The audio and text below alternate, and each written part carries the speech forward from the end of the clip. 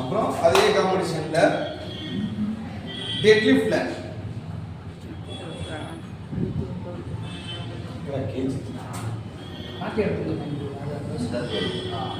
Dead லிஃப்ட்ல 150 kilo தூக்கி அந்த கேட்டகரியோட second prize.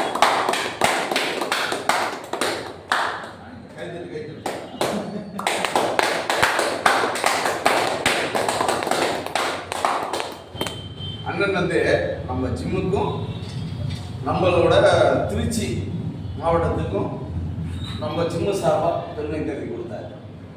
அதே மாதிரி நீங்களும் ஜிம்மும் சார்பாக மாணவர்களுக்கு பெருமை தேடி அடுத்தடுத்த காம்படிஷனில் இந்த காம்படிஷனில் நீங்கள் பார்ட்டிசிபேட் பண்ணியிருப்பீங்க. பாதி பேர் ப்ரைஸ் வாங்கியிருப்பீங்க, பாதி பேர் ப்ரைஸ் வாங்காமல் இருப்பீங்க. ஆனால் மோட்டிவேஷன் மொதல் காம்படிஷனில் யாரும் வெற்றி அடையிறதில்லை. அடுத்தடுத்த காம்படிஷனில் ஜெயிக்கணும். உங்கள் இதில் யார் இது பண்ணால் ஜெயிச்சவன் யார், எவ்வளோ கிலோ தூக்கலான்னு பாருங்க. அவனால அது முடியும் போது நம்மளால அது முடியாதான்? அந்த மாதிரி நினச்சி மறுபடியும் அடுத்தடுத்த வீட்டில எல்லாம் இன்னும் ஸ்ட்ராங்காக செய்யுங்க. சரியா?